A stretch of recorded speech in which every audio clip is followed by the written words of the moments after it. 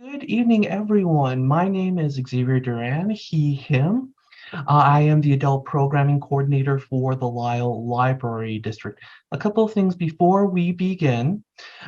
We are in what's called webinar mode, which means that myself and our panelists are the only ones with an active camera and microphone and the ability to share.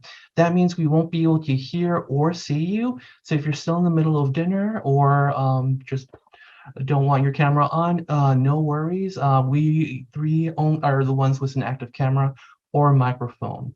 With that said, because this is webinar mode, we do ask that you put questions in the Q&A feature down below, and I will go ahead and relay those questions to our panelists during the program.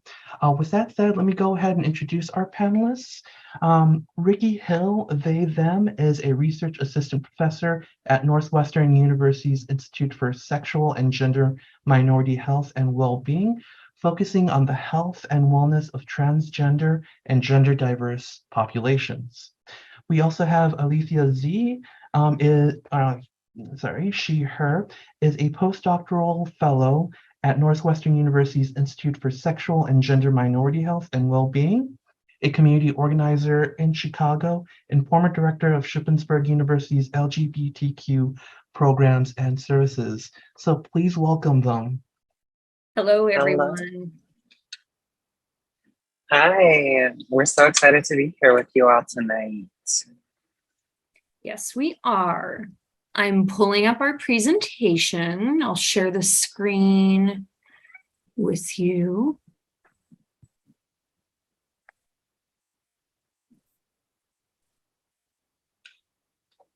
Can folks see my screen? Alithia, can you see my screen? Yes, I can see your screen. Then I am going to assume everybody else can. Perfect. Really, thank you so much for letting me know. Cool. So we are, as Xavier said, from Northwestern's Institute for Sexual and Gender Minority Health and Wellbeing, which is a mouthful. So we just say ISGEM. And ISGEM is the largest LGBT health research center in the nation. We conduct research on trans health, HIV, gay men's health, and other topics, everything related to LGBT well-being.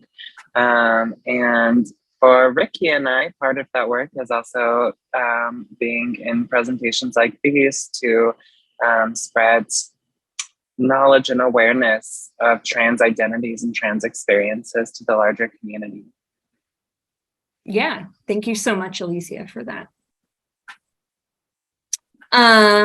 Today, we're going to go ahead and get started by just setting some ground rules. First and foremost, move up, move back. If you are somebody who doesn't typically ask questions, now's the chance for you to really engage with us and learn something new. Ask questions if you have them.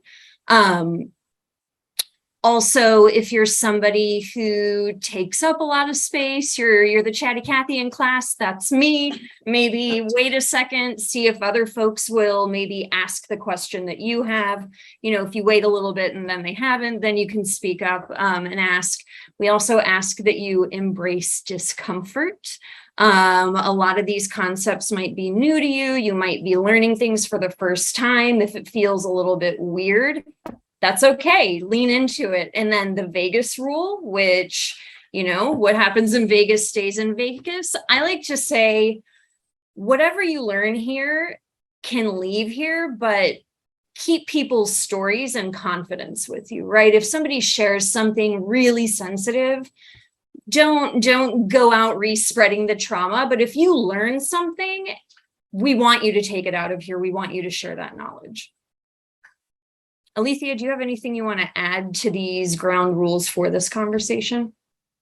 No, I think I just want to reiterate what Ricky said about, you know, if you are not someone who doesn't talk, please engage with us. We do not want to just be talking at y'all. And obviously we can't see you. But Xavier will be letting us know when folks are asking questions and engaging with us, so that we can make sure that you are learning what you want to learn, that you're asking the questions that you have in this moment. This is a time to ask some of those questions, maybe not all the questions, but some of the questions that you might not otherwise, know who to ask or where to go about these topics in order to better understand trans people who are living around you every single day of your life.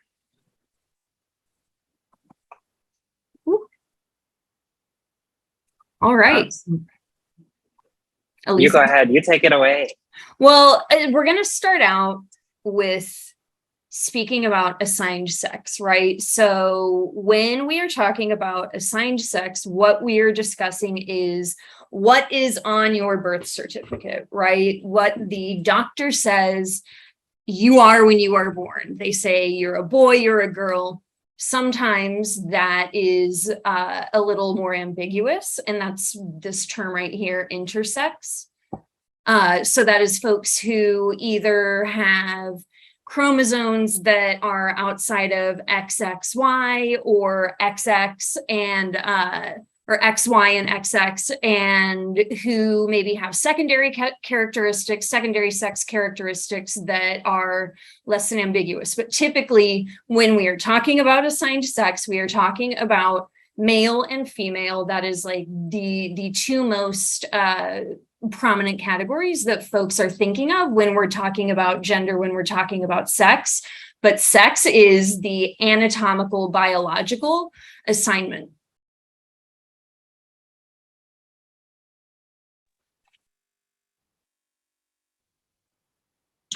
And in comparison to sex, which is, right, as Ricky said, what is on your birth certificate when you're born is what your doctors say you are. Gender identity is who you know yourself to be, right? It's something inside you that just says, I'm a man, or I'm a woman, or I'm some other gender. Have folks heard of other gender identities besides man and woman? And you can pop them in the Q&A.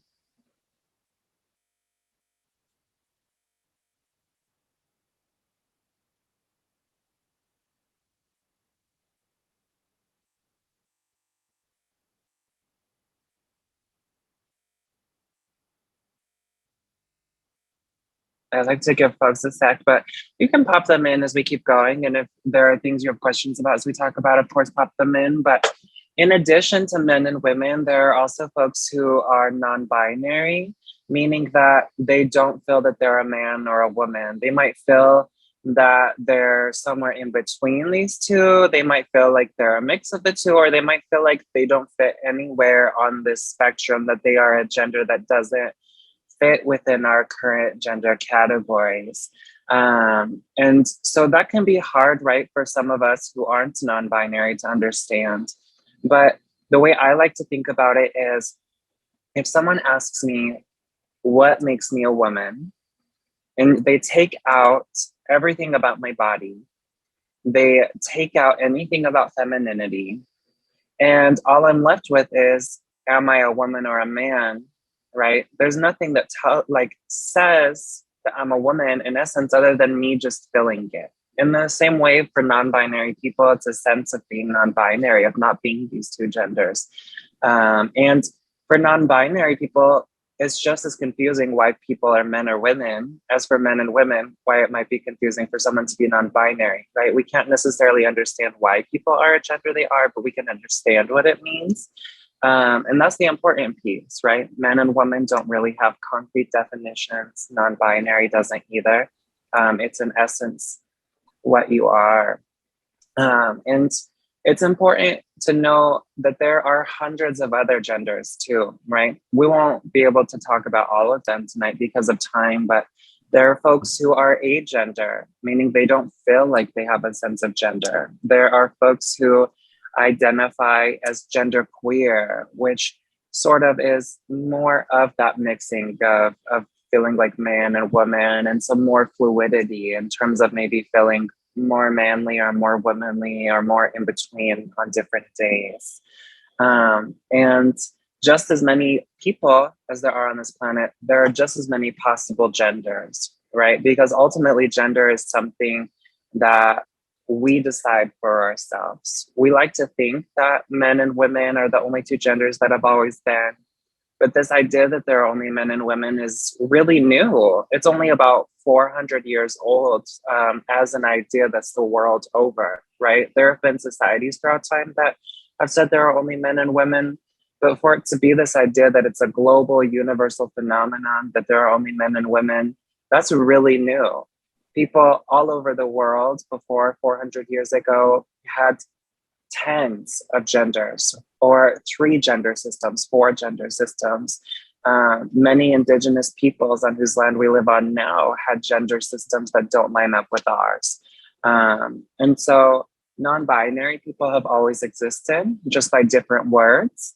And that's the important piece of this to realize, is that non-binary people exist, right? Whether the words exist now or not. And those words might continue to change as we continue to discover new words that better fit people. Yeah, I have a lot of things to say about this, actually, because one, I am a non-binary identified person who actually, when I started to realize I was trans, this was in like 2008, so it's been some time. I did not know any non-binary people, and I thought in order to live a more authentic life, I needed to transition to a binary gender. And that didn't last long, because as much as I knew that I was not a woman, I also knew that I was not a man. And so being able to use they, them pronouns has been a very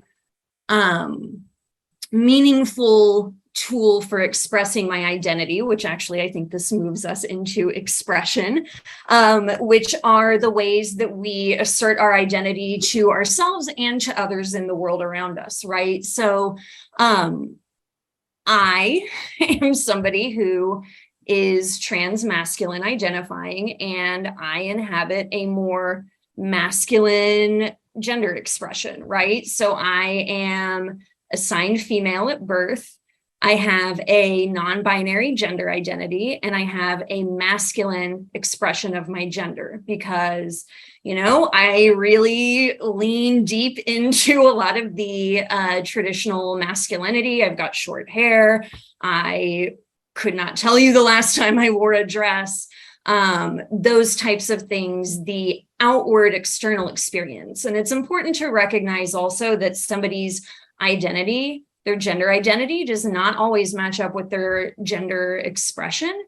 So somebody may identify as a man, but they have to move through the world, or they choose to move through the world in a more feminine expression of that identity. But that does not mean that their identity is not what somebody says it is. It is not what they assert it is. It's important just to remember that identity and expression are 2 different things, right? So the way that I express my non-binary identity may be different from another non-binary person who maybe has a more androgynous presentation. And in terms, I muted myself. In terms of androgyny, right? Androgyny it varies person to person, but it's kind of that mixing of masculine and feminine. So you can kind of think of Prince or Grace Jones, Michael Jackson.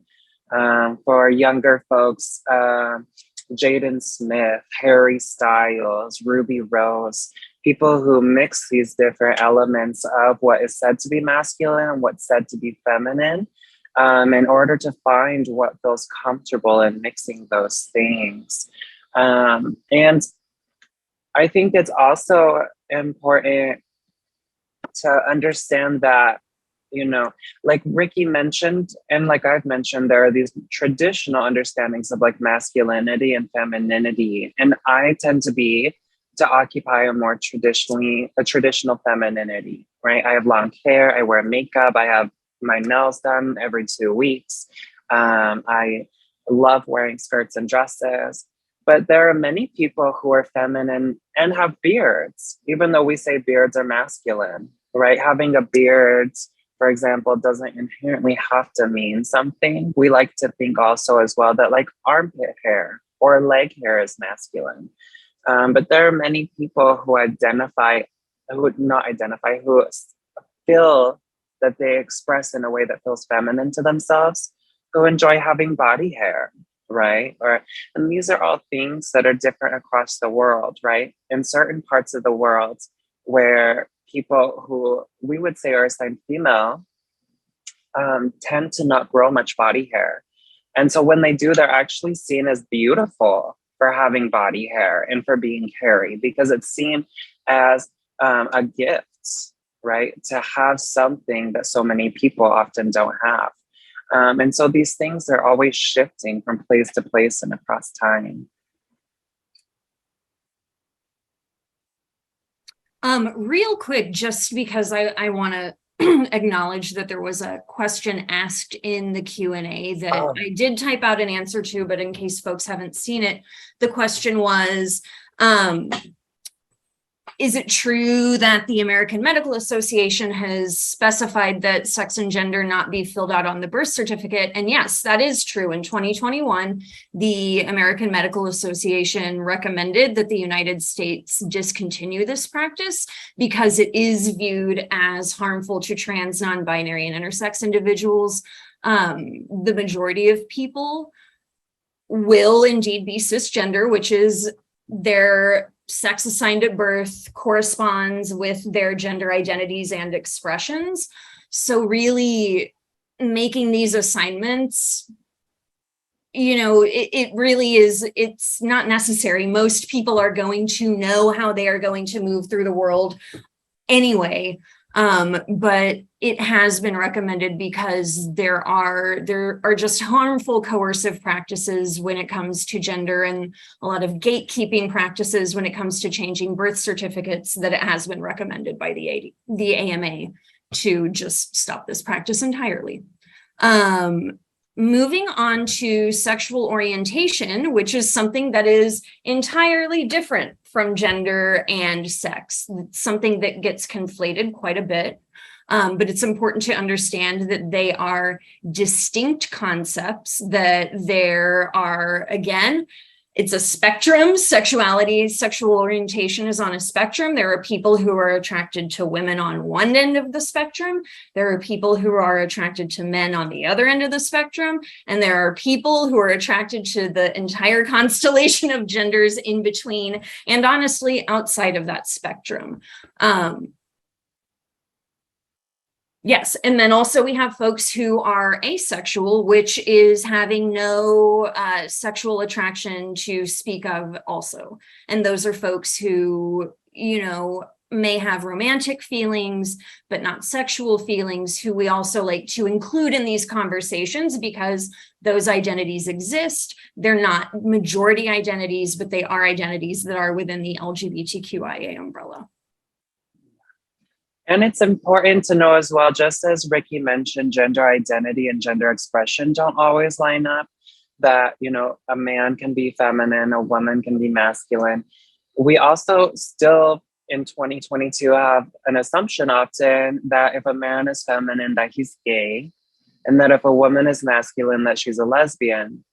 But your gender expression says nothing about your sexual orientation, right? There are many very masculine gay men, very feminine lesbian women, very feminine heterosexual men, and very masculine heterosexual women, right? So those things don't all have to line up the way that we are told they do growing up in US society. The metaphor that I like to use for thinking about this is, are people familiar with sound mixing boards where you have all of the different audio knobs to raise the different levels? I view everybody's sex, their gender identity, their gender expression, their sexual orientation as like their own personalized gender and sexuality mix, that everybody's mix is going to be different because everybody just, someone likes more bass than, someone likes more treble than, someone likes having more horns, and someone likes hearing more from, you know, the backup singers, and somebody wants the harmonies. That's really how I like to view these things in concert together, you know, as really being this mix that comes together to create the symphony of you. Not to be That is beautiful. That's very beautiful. And real fast, Ricky, we have another follow-up question about the AMA, about whether these recommendations were followed. No, they haven't been acted on. You know, there are all kinds of recommendations that the AMA and that other organizations have made over the years that, you know, sometimes it really just takes a lot of, I think, time for these types of recommendations to really gain traction. Honestly, the fact that somebody knew that that was something that was recommended makes me really excited, because it means that the ideas are out there and they are great, gaining traction. Yes. And I see also as well, someone named, I apologize if I say your name wrong, Shaban or Siaban. Is it wrong to say I was born in the wrong body, or is assigned at male in my case the better term to use? And that's up to you. There is no right or wrong way to describe who you are. Some trans people feel that they were born in the wrong body, and that makes sense as to who they are. And others feel that they are just simply assigned male at birth, and that doesn't match with their reality, right? I am a woman, a trans woman. I was assigned male at birth, and I don't feel that I was born in the wrong body. My body is and always has been a woman's body, and that's how I view myself. But I also have close friends who feel that they were born in the wrong body. There's no right or wrong to this, right? Your gender and how you identify and experience your body is very personal, and no one can tell you how you need to word that for yourself. Right. And I think that that's, for me, so much of the importance of any of these conversations around gender, is that because everybody's experience is different, that it really is how you identify. And it is not up to anybody else to tell somebody how they identify, or that what they are saying is wrong or inaccurate. Yes. And another important word to understand in this vernacular that Ricky mentioned and touched on earlier is cisgender. So again, cisgender means that the sex you are assigned at birth matches with the gender you identify. So if you ever study chemistry, there are cis molecules and trans molecules. Cis molecules attach like to like, and you can see that in this slide. So we have male and man, they are attached. This person is a cisgender man, right? If you were assigned female at birth and identify as a woman, you are a cisgender woman. And if you didn't know that before today, congratulations on learning that you're a cisgender person. Yes. And also, I just want to say it's not a slur. I think that some people really have recently braced it being called cisgender, but it is not a slur. It just means that your assigned sex and your gender identity align. That's all it means. It is not a slur. And the inverse of cisgender would be folks whose assigned sex and gender identity do not correspond. So somebody who is assigned female at birth, but their gender identity is man, is a transgender man. He is a man. He just happens to be a transgender man rather than a cisgender man. Yes. And when thinking about trans, right? Trans is an adjective. It's not often a noun. So you would say, for example, that someone is transgender. So like on the slide, Billy is transgender. Sometimes people say transgendered. That implies it was a verb. But you don't transgender. Someone just is transgender or trans. Similarly, because trans is an adjective, you wouldn't say like Nikki is a transgender, right? If someone said, Alithia, are you a transgender? I would probably respond, no, I'm a trans person, right? Because at the emphasis of that is my personhood, right? It's the same as I wouldn't say, are you a gay? Or are you a white? Or, right, you say, are you a gay person? Are you a white person? These things are adjectives that describe what kind of person you are. And you use cisgender the same. So you are not a cisgender. If you're cisgender, you're a cisgender person, right? There is another question in the chat. Somebody asks, can parents demand the newborn's gender not be indicated on that child's birth certificate?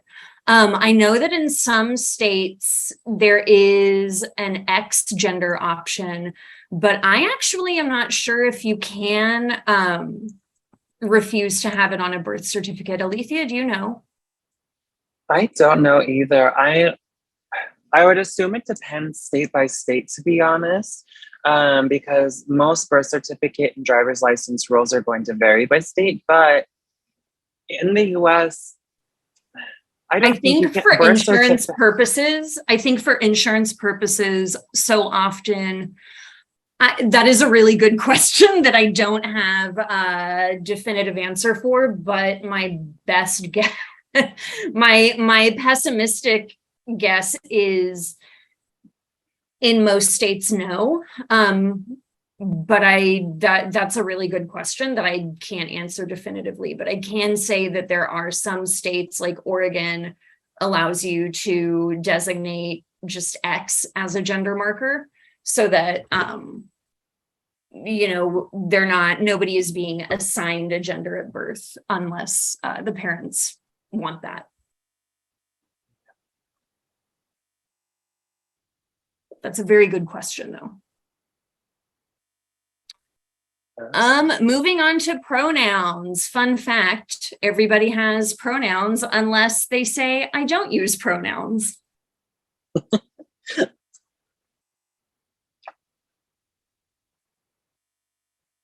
Yes. So pronouns, right, are those things we use to refer to each other. Sometimes I saw recently in Twitter, just a conversation of a parent getting upset that their kids were learning about pronouns. Pronouns are just things we use, right? We learn about pronouns as children, not even related to gender and trans folks, but pronouns are anything you use to refer to someone else. When I say you, I'm using a pronoun. When I say he is going to the store, that is a pronoun. They are just things that replace your name. So for Ricky, I would say they are nodding their head, right? Or I like their glasses. And they and their in that sentence are the pronouns. If Ricky were looking at me, they might say, she is talking, right? And she is sitting in her house. Again, she and her pronouns. Some other examples of other pronouns people go by sometimes, often non-binary folks, are Z, here, hears, which is right below they, them, theirs. And you would use that just like you would the other pronouns. So if I went by Z, here, hears, Ricky would say, Z is talking from here house. I think that I think that the purse that I found on the street is here's, right? So instead of she, her and hers, or he, him and his, they, them and theirs, you would say Z, here, here's. Z's or zers is another example, as is z's, them, zers. There are tons of options of pronouns that people can use. And the important thing with this, right, isn't memorizing all of these and always being prepared to be, rattling these off at a moment's notice. But to just be open to the fact that when you ask someone their pronouns or someone tells you their pronouns, that you might not get just she, he, or they. You might get other options of pronouns. And then you can practice those, right? So You can stand in the mirror and look at yourself and talk about yourself using those pronouns, right? Or think about your best friend in your head and have a conversation with them talking about someone who uses the pronouns. That way you can really begin to get a grasp of using them. And if you mess up, then you apologize, you correct the mistake, and you move on, right? It's important to acknowledge that you messed up someone's pronouns. The term for that is misgender. And if you misgender someone, you also don't want to go on a lengthy spiel of, oh my God, I'm so sorry, this is horrible, I'm a terrible person. Because in that process, you're bringing more attention to the person, and you're also just centering your feelings instead of, the facts that you made a mistake and you just need to correct course, right? Most people understand that mistakes happen, right? Some people might get more upset than others at certain times, which is fair because we all experience different levels of transphobia and hate throughout our lives. And sometimes things boil up and we react in different ways as people, just as anyone might. But more often than not, simply saying, I'm sorry, and correcting course is enough. Yeah, I just want to reiterate that it's okay to mess up as long as it is not done maliciously. We all make mistakes. We're all human. The apology and then just moving forward, because yes, as somebody who is regularly misgendered, the I'm so sorry, I'm so sorry, I'm so sorry really makes me feel much more uncomfortable than the actual misgendering, which was a mistake, does. So just really want to reiterate that point.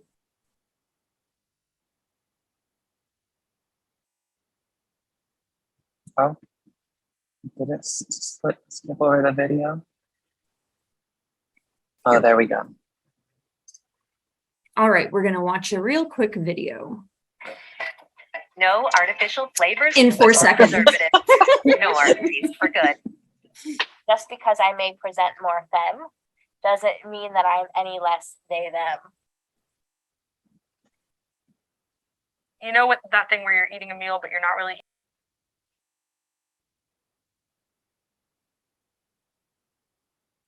binary.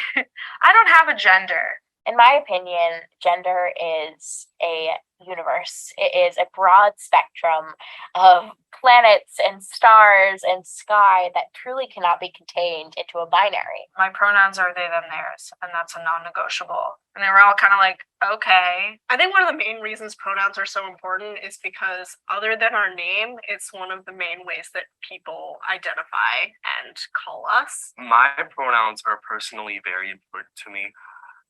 Growing up, enculturated into kind of a system that really subscribes to toxic masculinity, I was always uncomfortable with being called dude, what's up, man? I was so bad at dapping people up, like, how like guys like do that whole like that thing.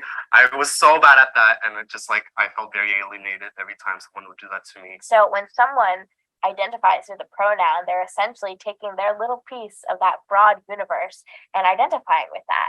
And so in using their correct pronouns, we're validating that, yes, you are right in your identity and you are important and we're respecting you. Coming into terms with my gender queer identity has been one of the most challenging but also rewarding things that I've done. Laverne Cox kind of famously said, misgendering a trans person is an act of violence.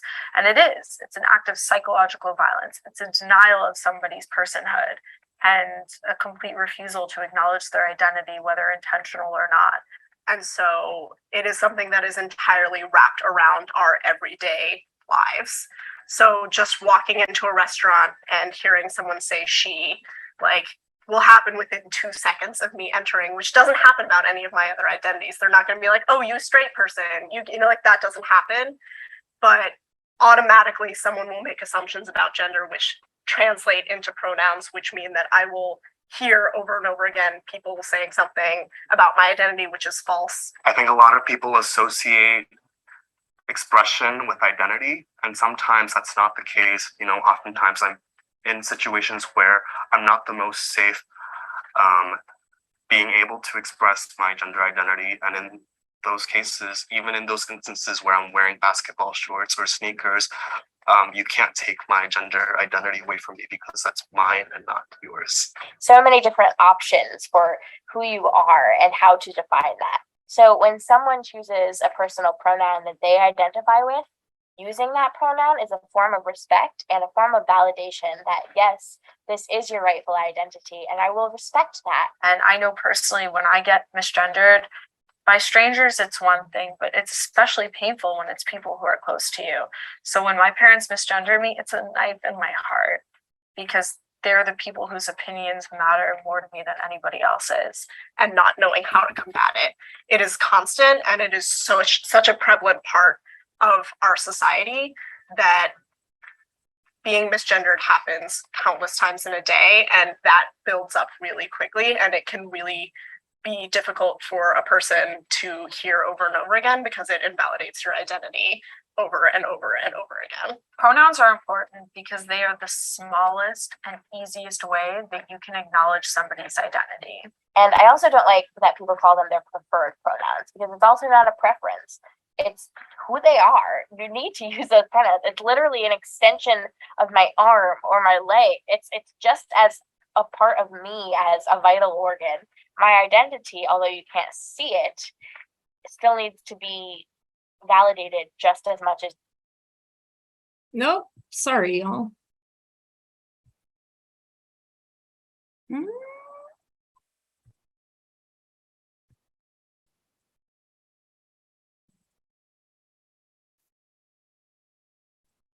Alithia, you're muted.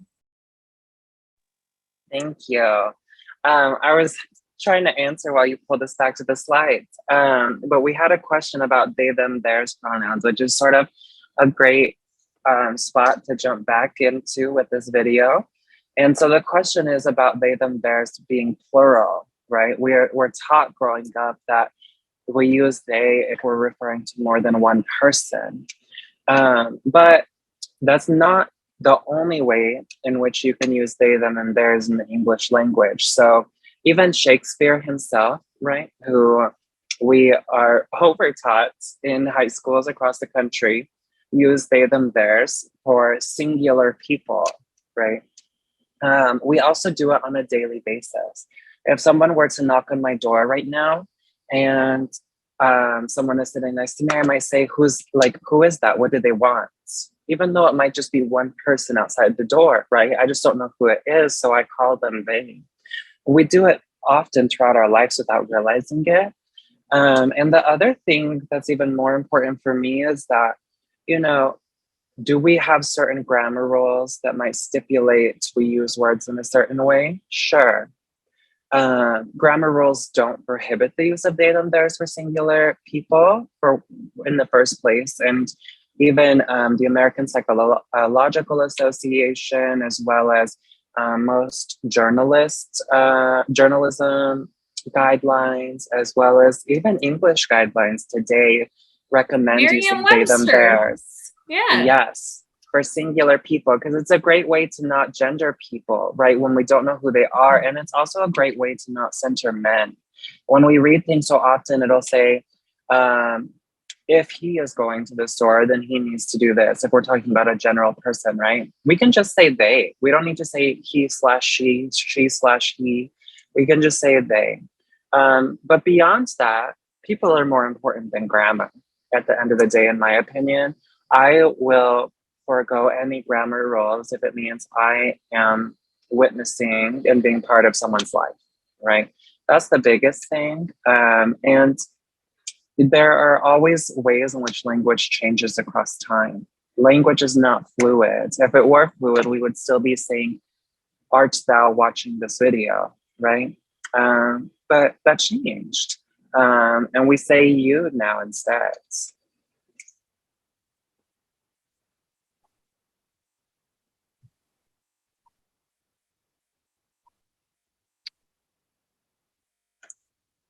Do we want to do this activity? Yeah, let's do it. Great. Let's do it. So this activity will hopefully get y'all talking a bit more in the chat. So if you have a piece of paper, or you can use your phones, or you can use your computers with the notes section, write down a list of descriptions for your gender, right? What is it about your gender that, you know, makes up being a woman or a man or something else for you? But there are a few rules. One, this list cannot include your genitals or hormones or chromosomes. And two, it can also not include secondary sex characteristics like breasts or facial hair, right? It has to be other things not related to your actual body. It can include things you appreciate about your gender, things that make up who you are as a person, things that shape how you interact with people. There's nothing biological or genetic. And then based off that list of descriptors, pick a name for your gender. So the name cannot be man, it cannot be woman, it cannot be non-binary or any other gender identity we've mentioned or that you've heard of. It has to be some other term that you have not heard people use for gender. And then once you have that, you can pop that in the Q&A. And if you don't want to be public with it, you know, you can submit it as an anonymous attendee so that we don't know who's submitting these things. And we'll give you a few minutes.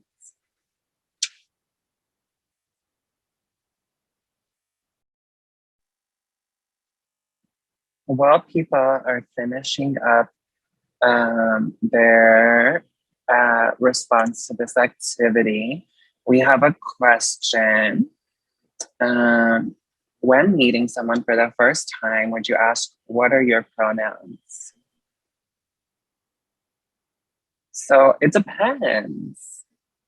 Do you ask everyone? I recommend asking everyone you don't know, right? I usually lead, hey, I'm Alithia, I use she, her pronouns. What are your pronouns, right? And what's your name?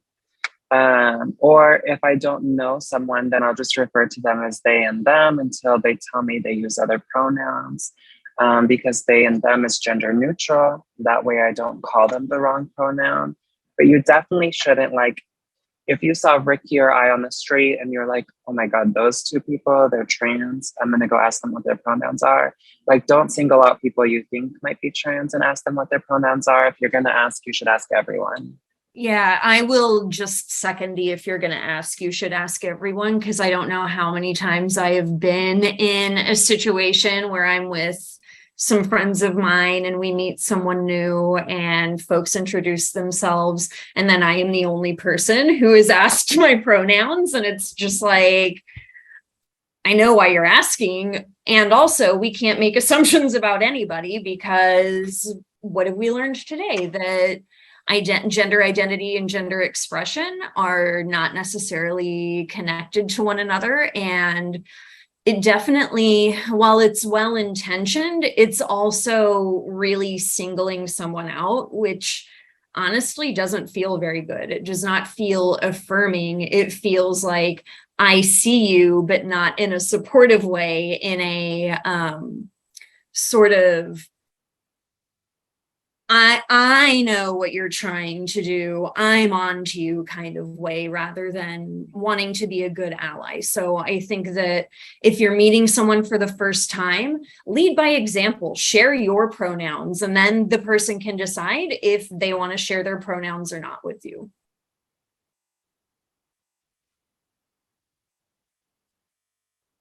Yes. And if you have a response to the activity, feel free to keep putting it in the Q&A. We got one answer so far that they described their gender as kind, loving, colorful, and nurturing, all of which are great descriptors, and I love it.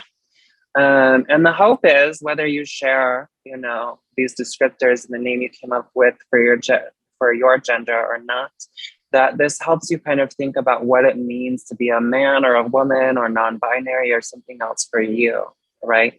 There's no one way to be any of these things. And that's the beauty of gender. Someone else named their gender my name and said they described it as emotionally intelligent, empathetic, and nurturing. I love that.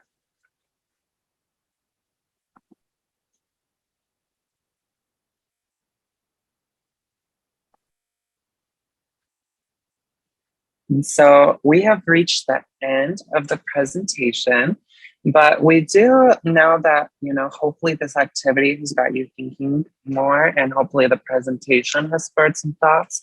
We did want to leave space for questions as well. So are there questions folks have for us in the remaining minutes? Are there things we haven't answered that, now is the time to ask?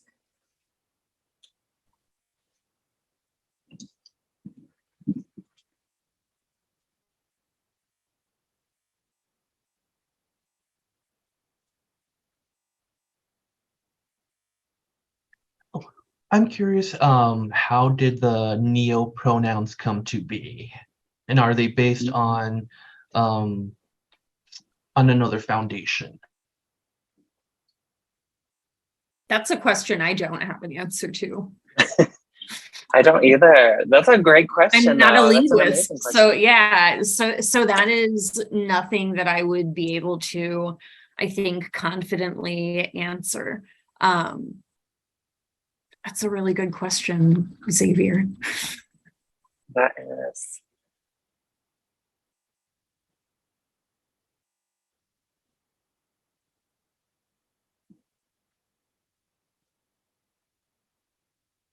I'm just really into normalizing saying, I don't know. Yeah. Instead of lying to folks, I'd rather just say I don't know, because there's just endless things to know about gender. I think that's one of the really exciting things, is that once you really do start to interrogate gender and stop thinking about all of the assumptions and really start digging in, you really realize, oh wow, there are all kinds of things we could be asking, because it's just a wild soup of all kinds of things, Yes. Ooh, a question. So someone, oh yeah, please go ahead and. No, you go ahead. If a child knows at a young age that they're transgender, is it okay to begin hormone therapy at a young age? I would say that we would not begin hormone therapy. We would do hormone blockers, which just delays the onset of puberty and is not a harmful treatment at all. It is actually the treatment that all of the major medical associations recommend, because it is safe and entirely reversible. And we also know that kids know very young what their genders are. And when they express at a very young age that they feel a certain way, the majority of the time, if they are provided the gender affirming care, they will continue on in that gender affirming care into adulthood. Yes. There actually was recently the first longitudinal study tracking trans kids across their childhoods into a young adulthood. And they found that 97% of kids who identified as trans from an early age continue to identify as trans upon becoming an adult. And of those 3% that didn't, many explained to people interviewing them that they no longer identified as trans for safety reasons, not because they don't feel that they are trans. So like Ricky said, this, we know that trans kids know that they are trans kids. And the important thing, again, with hormone blockers, is just delaying puberty. It's literally not doing anything else to the body. Another question that was asked is, how can you support a trans teen? Listen to them. Listen to them, affirm their identities, believe them if they are telling you something has happened or something doesn't feel a certain way. Just be a supportive person. I think that there is a lot of fear mongering right now around adults being groomers and having these agendas, but my only agenda is to show up for trans and gender diverse youth and be a possibility model for them. And so if you are a cisgender adult, show them that you care, show them that you are a safe person, listen to them, and trust them, that they know what they need. Yes. And advocate for them, right? That's a big thing, is advocating for them. If they go to a school where the principal says they can't use the restroom that matches their gender, show up for them in the school and advocate for them. It is, under the current administration, it is legally required that trans kids have access, that trans boys are able to use the boys' restroom, trans girls are able to use the girls' restroom, non-binary people have access to a gender-neutral restroom, and that no one can be forced to use a gender-neutral restroom. So advocate for them. Advocate for anti-bullying policies in the school for them. Stick up for them when other family members don't treat them well. You can be their biggest support. Go to city council meetings. That's where a lot of these policies are being debated, is in city council meetings and school board meetings. And we know that folks who are not affirming show up in those spaces. And so if you are a safe and affirming adult, I recommend showing up in those spaces and speaking in those spaces. Another question, some staff are routinely adding pronouns after their names. Is it positive or intrusive? That is a great question. I think that it is a proactive way to show that you, one, are an ally, two, that you understand the value of validating identities, and three, that pronouns aren't just for trans people, that everybody uses pronouns. Yes. And I saw someone's comment about, that there are devastating effects on children when we deliberately avoid the terms man and woman and boy and girl. No one is saying, like, in general in society not to use those terms, right? Like I said, I'm a woman. I find home in womanhood. There's nothing wrong with those terms, but they're not the only possibilities. And I think that's what's beautiful. And I think it's important that, we all have access to exploring that for ourselves.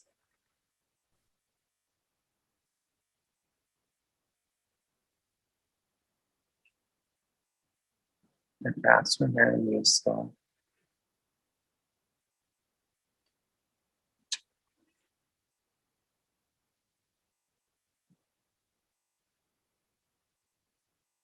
Ricky, do you know what the next question is asking?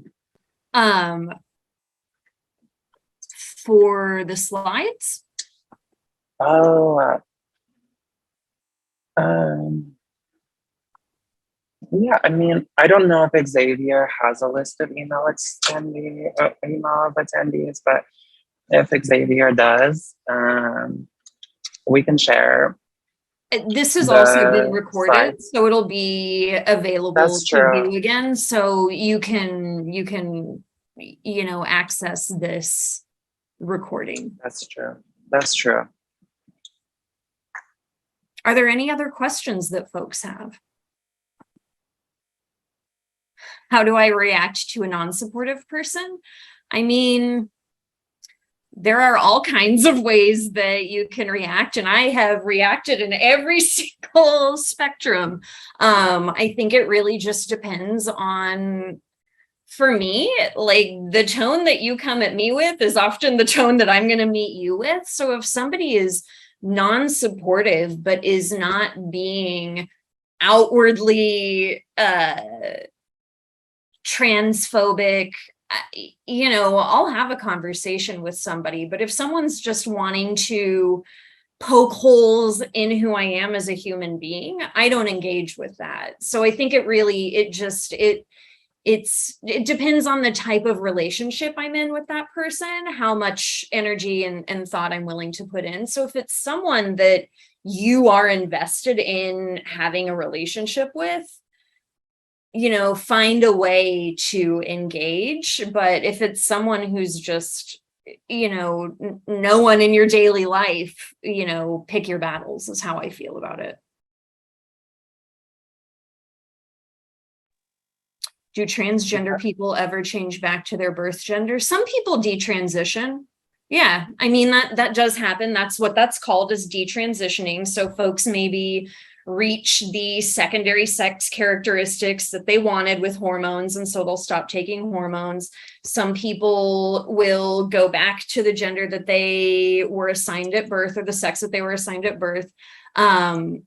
Yes, that happens. It's not as common, but it's not out of the realm of possibility, because again, with gender, as we know, anything is possible. So yeah, it does happen, but it does not happen as common as folks transition and stay in the gender that they transition to.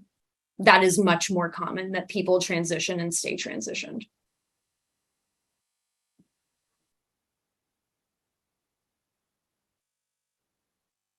Awesome. Well, at the end of the slides, and like Ricky said, this is being recorded, so it'll be available after our emails. And so if you do have questions that can better help your understanding of yourself as a trans person, or of trans people if you're not trans, feel free to reach out to us. And if we have the resources to answer those questions, then we definitely can. And thank you all so much for, inviting us to be here with you tonight, and for engaging with us. Yes, thank you so much. Really appreciate everyone taking time out of their evening to be here. And thank you two, for lending your expertise to this subject, and thank you so much for creating the space. This program will be available on YouTube. I can't give you a timeline, but it will be available soon. There we go, through our YouTube. And I will also go ahead and send that link to those who registered for the program. So thank you tremendously, Ricky and Alithia, and thank you to everyone who joined us this evening. Good night. Thank you. Good night. Yeah. Thank you so much, Xavier, for putting this together. Oh, pleasure.